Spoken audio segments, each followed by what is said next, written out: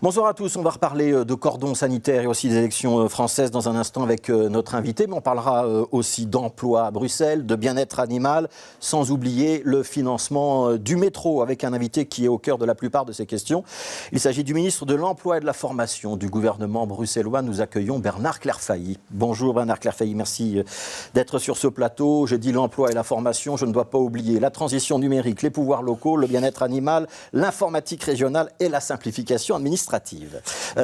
On va commencer par l'actualité politique, si vous voulez, avec ce débat entre Georges-Louis Boucher et Tom van Grieken, donc le président du Humbelang, sur la VRT hier soir. C'est une rupture du cordon sanitaire pour vous ou pas ? Pour moi, c'est une faute. C'est une faute par rapport aux engagements que tous les partis francophones avaient pris. Nous étions, DEFI, nous sommes l'héritier du FDF, nous étions partenaires avec le MR de cet accord. Nous nous sommes engagés comme les autres et donc nous avons la même lecture que celle des autres partis francophones.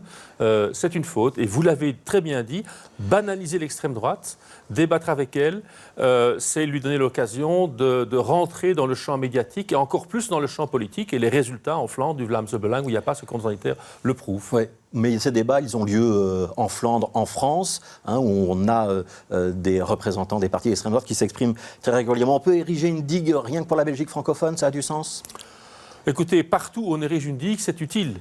Le système politique français est différent du nôtre, puisqu'il impose cette dualité dans le duel présidentiel comme on a maintenant. Avec un scrutin majoritaire, alors voilà, que nous sommes avec donc des scrutins il impose proportionnels. cela. Donc peut-être que la Belgique peut se permettre justement, là où nous pouvons le faire, d'ériger des digues, parce que l'extrême droite, comme vous l'avez dit, atteint aux valeurs de la démocratie. Et nous qui sommes des libéraux sociaux, attentifs aux libertés et à l'égalité des droits, nous pensons que c'est très très important de défendre ces valeurs-là. Alors même si DEFI n'est pas signataire en tant que tel de l'appel des trois autres partis aujourd'hui, parce qu'à l'époque DEFI était dans le MR, ça veut dire que vous attendez aussi une clarification d'ici lundi ? Oui, je pense que mon président de parti sera très heureux de dire exactement la même chose que ce qu'ont dit les 4 autres présidents de partis francophones. Un instant sur la France, la perspective d'une République française qui pourrait être présidée par Marine Le Pen en fonction des résultats de l'élection de dimanche. Ça serait inquiétant pour vous ou pas ?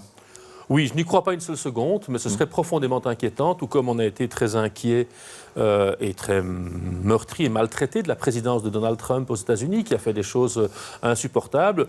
Heureusement, beaucoup dans le discours, parce que les institutions américaines ont permis d'empêcher Trump de mettre en place une série de choses. Si ça devait être le cas en France, je crois aussi que les institutions françaises démocratiques empêcheront Marine Le Pen de mettre en exercice son programme. Je pense que c'est le cas, mais j'espère en tout cas qu'elle ne gagnera pas. Alors, nous sommes vendredi. Le vendredi, nous prenons des questions du public. Les internautes ou téléspectateurs de BX1 qui sont invités à poser des questions en préparant cette émission. C'est Anaïs Corbin qui est à la rédaction cette semaine et qui surveille les réseaux sociaux. Bonjour Anaïs. Bonjour et bonjour Monsieur Clairfailly. Alors on va passer au sujet ici du métro. On a eu beaucoup de questions et notamment Mélissa et Michel qui estiment que le projet d'extension du métro 3 qui relie la gare du Nord à Bordeaux est un fiasco écologique, je cite leurs termes, et un dérapage financier incontrôlé étant donné la situation financière de la région bruxelloise. Alors selon eux, le contexte international est très incertain et cela a des conséquences importantes, notamment sur le prix de l'énergie, les taux d'intérêt et le niveau d'inflation. À la lumière de ces éléments, il demande si vous allez plaider pour l'abandon du projet au sein du gouvernement. Alors, réponse de Bernard Clairfailly. C'est une opinion et je la respecte. Et en démocratie, toutes les opinions peuvent exprimer. Et le débat naît justement de la confrontation des opinions.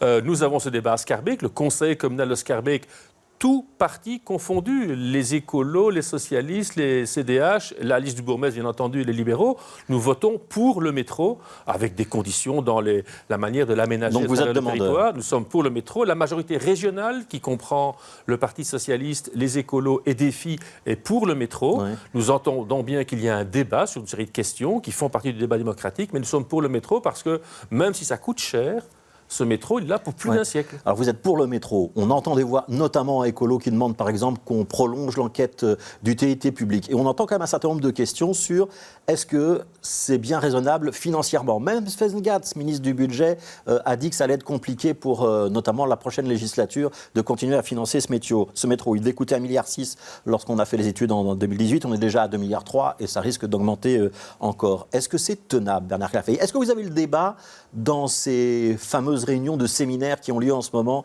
entre ministres bruxellois? Donc on nous annonce une note en interne au gouvernement sur les questions du coût du métro. Bien sûr que le coût calculé aujourd'hui est plus élevé que le coût calculé il y a quelques années. D'ailleurs, plus on attend avec l'inflation, plus le coût sera élevé parce que chaque année, le prix des matériaux, le prix de construction augmente.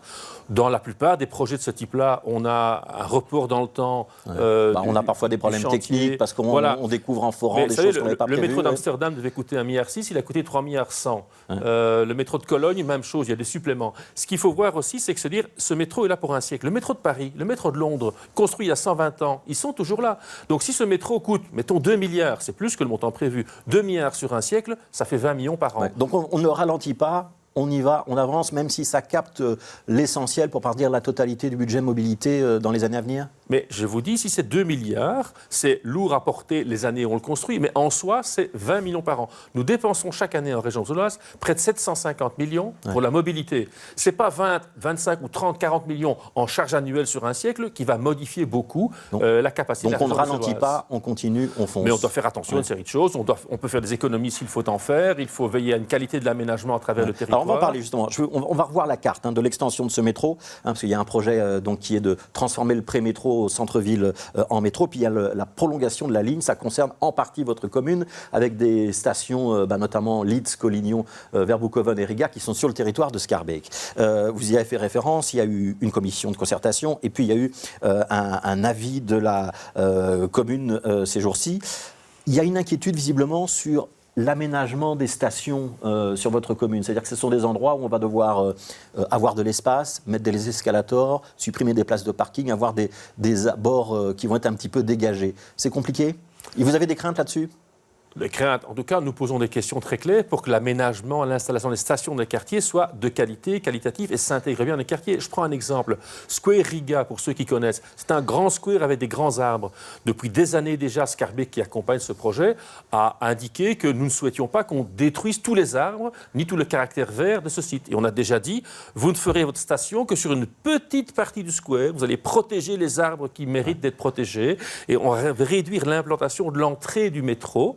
Ce qui ne veut pas dire qu'on est contre le métro. On peut mettre des objections fortes sur certains détails d'aménagement et réclamer de la qualité sans être contre le métro. Voilà, donc avis positif de principe sur l'ensemble, mais vigilance sur les aspects urbanistiques. On va résumer ça comme ça. Alors je voudrais qu'on parle d'emploi, puisque c'est quand même votre compétence principale. 40 000 nouveaux emplois créés en 2021, d'après Actiris. C'est-à-dire que l'année 2021 était bonne, il n'y a pas eu d'effet Covid ? Alors, l'effet Covid a ralenti la baisse du chômage. Depuis quelques années, nous avons une forte baisse du chômage. Didier Gauzoin, mon prédécesseur, avait un taux de chômage à plus de 16% lorsqu'il est devenu ministre. Il a terminé à 15%. On est à 12% à peu près maintenant. On est maintenant à 12%, donc ça continue à baisser. Donc ça, c'est une bonne nouvelle. C'est une très bonne nouvelle. De l'emploi. De l'emploi se crée. Qu'est-ce qui se passe en fait avec le Covid ? Les pouvoirs publics, l'État fédéral, la région, ont dépensé beaucoup d'argent pour maintenir les entreprises fragilisées, maintenir les emplois, donc il n'y a pas eu de perte d'emploi, et pour soutenir l'activité économique. Et ce soutien financier crée aujourd'hui une activité économique croissante. On a créé des emplois. Allez, tous ceux qui sont restés à domicile et qui ont commandé des colis pour plein de choses, ça a créé beaucoup d'emplois dans le secteur logistique, dans le gardiennage, pour garder les immeubles de bureaux qui étaient vides. Donc il y a une vraie création d'emplois. Alors, on a un taux de chômage qui est effectivement en train de descendre. On avait hier sur ce plateau Barbara Tract, votre collègue secrétaire d'État à la transition économique, qui nous parlait du chiffre de l'économie bruxelloise. Ça, c'est la question suivante. Est-ce qu'avec ce chiffre de l'économie bruxelloise, on va avoir une adéquation entre nos demandeurs d'emploi, ou ceux qui vont sortir de formation ou de l'école dans les prochaines années, et les emplois du futur ? Parce que c'est ça aussi l'enjeu. Et souvent, à Bruxelles, autrefois dans le passé, c'était ça le problème. On avait des emplois, mais ils ne convenaient pas aux demandeurs d'emploi qui n'étaient pas assez formés à Bruxelles, et c'était des acteurs qui en profitaient. On va corriger ça avec la nouvelle économie ? Donc à Bruxelles, on a une situation en particulier. On a 750 000 emplois sur le territoire de la région, mais seulement la moitié, 360 000 ou 80 000, sont occupés par des Bruxellois. Donc il y a une guerre des talents à Bruxelles. Et il y a beaucoup de navetteurs qui viennent postuler pour les emplois. Et les Bruxellois, qui sont en recherche d'emploi, n'ont pas toujours les compétences requises pour accéder aux emplois. Donc on a un vrai enjeu de monter en compétences nos chercheurs d'emploi et de donner les compétences qui sont nécessaires pour les emplois de demain. Ouais, donc la transition économique, ces métiers-là, on aura la main-d'œuvre formée. Eh bien, il convient d'identifier quels seront ces métiers. Allez, un exemple clair, puisque l'économie circulaire, c'est réutiliser les déchets dans le circuit de production. Eh bien, un nouveau métier pour lequel il y a des formations déjà maintenant, c'est le métier de valoriste, récupérateur de déchets, apprendre à récupérer les déchets, les trier pour les renvoyer dans la filière économique. Valoriste. C'est un métier qui demande une formation de quelques mois et on a un diplôme de valoriste qui va être demandé par beaucoup d'entreprises qui vont s'inscrire dans cette économie circulaire. Et cette formation, elle existe déjà. On peut se renseigner auprès d'Actiris, par exemple. Exactement. Une question, Anaïs Corbin, est-ce qu'il y a des questions sur l'emploi ? Oui, il y en a eu plusieurs et notamment il y a eu Petro. Alors lui, il attend un vrai dispositif de migration économique pour la région bruxelloise pour répondre aux métiers en pénurie. Il demande le permis de travail pour les personnes sans papier et il veut savoir notamment quand sera appliquée la directive sanction afin de protéger les travailleurs sans papier qui portent plainte pour cause d'exploitation. Alors il y a deux questions en une. La première, est-ce qu'on peut donner du travail aux sans-papiers ? La loi telle qu'elle est maintenant et la répartition des compétences entre l'État fédéral et la région, c'est que la région peut donner un permis de travail pour un travailleur qui vient de l'étranger s'il a des compétences qu'on ne trouve pas en région bruxelloise et qui sont essentielles pour une entreprise. Ça, c'est ma part du boulot et nous le faisons. Je délivre des milliers de permis de travail chaque année.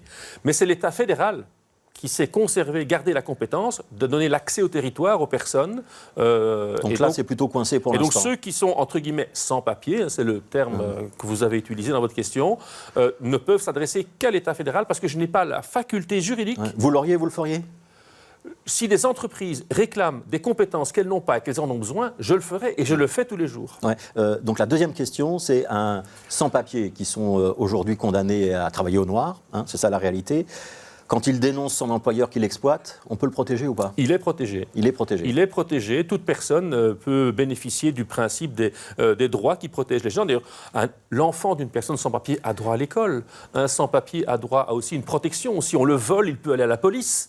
Alors je reconnais que c'est compliqué parce qu'il a un peu peur que la police entame une procédure de rapatriation chez lui. Ouais. Mais il est protégé s'il fait un accident de voiture. Donc théoriquement, il devrait pouvoir il est protégé. Dénoncer son employeur. Alors je voudrais qu'on parle à l'instant des titres-services, Bernard Clerfay. Parce qu'il y a certaines entreprises qui, ces dernières semaines ou derniers mois, ont demandé des frais administratifs pour compenser des frais de transport ou parce que les produits de ménage coûtent plus cher, etc. On a le droit de demander ces frais. On a le droit aussi de les refuser quand on est le client ? Oui, donc l'entreprise de titre-service a le droit de réclamer des frais à ses clients, un frais d'abonnement ou des frais...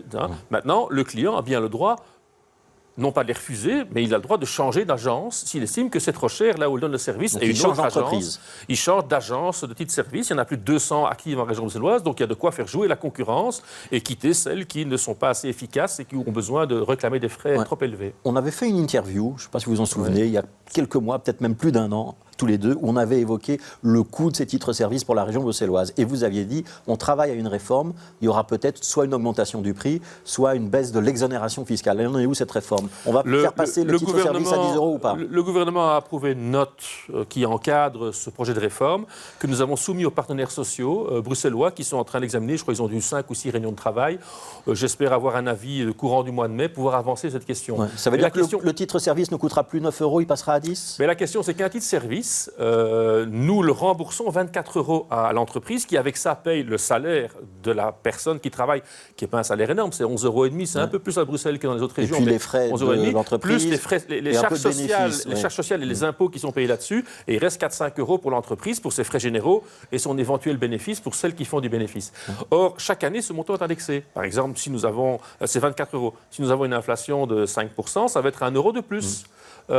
7 € de plus, c'est le budget régional qui le paye. L'usager, il paye toujours 9 €. Donc le titre-service va augmenter ? Donc on pourrait, et ce serait légitime. Vous dites qu'il pourrait au conditionnel, alors vous connaissez probablement la réponse. Il pourrait, parce que c'est une des choses que nous mettons sur la table. Nous pensons qu'il n'est pas illégitime que l'usager paye sur ces 9 €, on lui fait déjà un cadeau de 15 €. Celui qui achète un service d'1 heure de prestation à 9 €, il reçoit un service qui coûte 24 €. On a la décision quand, Bernard Clerfay ? J'espère avant l'été. Avant l'été, voilà. Et ça concerne quand même 25 000 personnes du côté des employés et plus de 100 000 utilisateurs en région bruxelloise. Donc ce n'est pas un petit dossier. Anaïs Cormin, c'est à vous.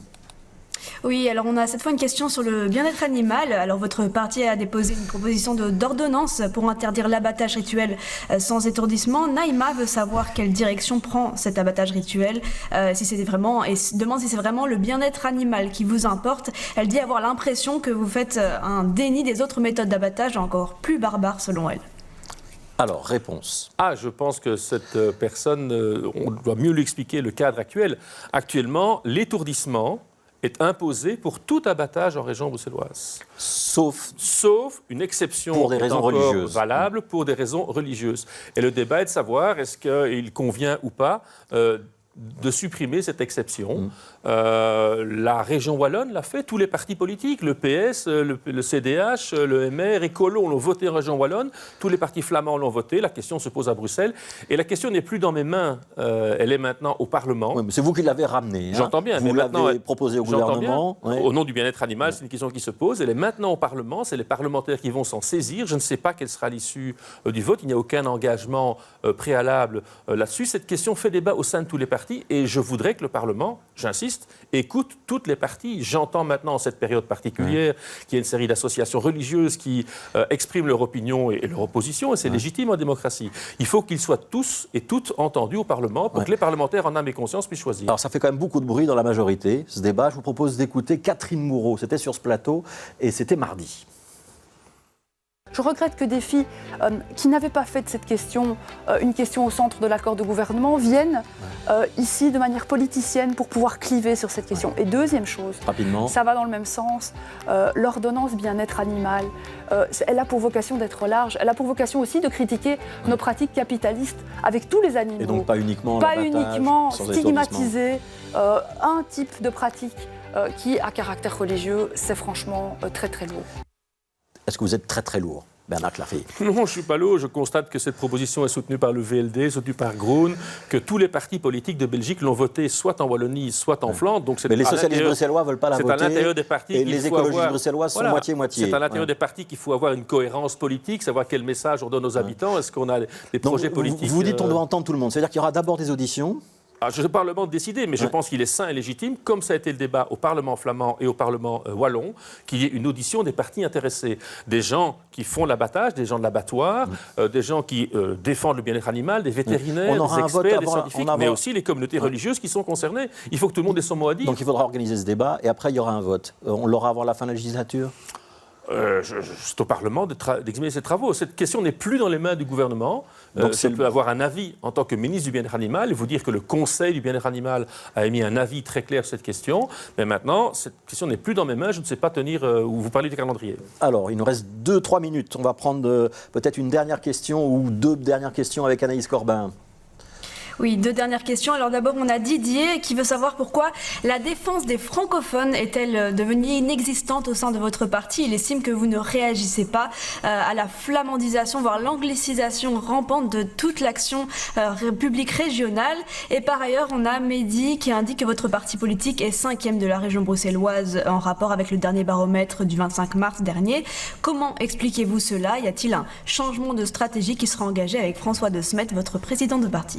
Alors, est-ce que Défi défend moins les francophones que son ancêtre, le FDF? Alors, je m'en étonne, je n'ai pas le sentiment qu'on défende moins les francophones que par le passé. Il y a un contexte politique, il y a des lois, malheureusement, que nous souhaiterions changer, qui imposent des contraintes linguistiques sur la fonction publique, qui restent, à mes yeux, très contraignantes. Quand on impose que dans les communes, 25% des emplois soient réservés à des ça, vous personnes... souhaiteriez qu'on le change? Bien sûr, je pense qu'il est... Ça va être difficile d'avoir des partis néerlandophones qui disent la même chose. Hein. Ça va être difficile. Donc c'est un peu bloqué pour l'instant. Oui, sauf que tout le monde comprend qu'il y a des difficultés à avoir des fonctionnaires de qualité. Je prends un exemple simple. Dans l'administration régionale, pour engager des fonctionnaires, ils n'ont pas des conditions de bilinguisme comme dans les communes.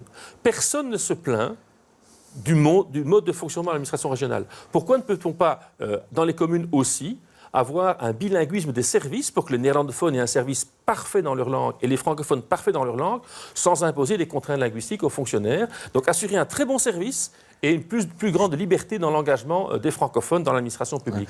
Autrefois, le FDF était très axé sur la défense des francophones. Aujourd'hui, Défi, c'est plus... la défense francophone, mais aussi surtout le libéralisme social. Et c'est pas que François De Smet, c'est Olivier Minguin aussi qui a amorcé ce virage-là. Vous êtes d'accord avec ce virage-là? C'est quoi aujourd'hui la définition de Défi, sa place dans l'échiquier politique? Donc, nous avons toujours été un parti qui, même si nous étions nés d'une résistance francophone à la volonté flamande de prendre la région bruxelloise, nous avons toujours été un parti qui avait une vocation générale. Nous gérions des communes, nous avons eu des ministres dans plusieurs gouvernements, donc on avait aussi d'autres enjeux, les enjeux urbains, rénover la ville, faire de Bruxelles une ville agréable, une ville moderne, ce qui est ce à quoi nous participons depuis quelques années ici en région Et bruxelloise. sur le plan politique, vous êtes entre le mouvement réformateur et le Parti socialiste? Alors, nous nous définissons comme des libéraux à vocation progressiste ou sociale. Donc nous sommes pour une grande liberté, une reconnaissance de la liberté, liberté d'entreprendre, liberté de penser, liberté d'opinion, mais nous voulons une attention plus grande que ne fait le Vous ne libéralisme retournerez pas classique. avec le MR comme c'était le cas il y a 30 ans? Avec les déclarations de M. Boucher, nous attendrons ses explications pour savoir si nous pouvons travailler ensemble. Merci Bernard Clerfailly, ministre de l'Emploi et de la Formation. Merci d'avoir été notre invité.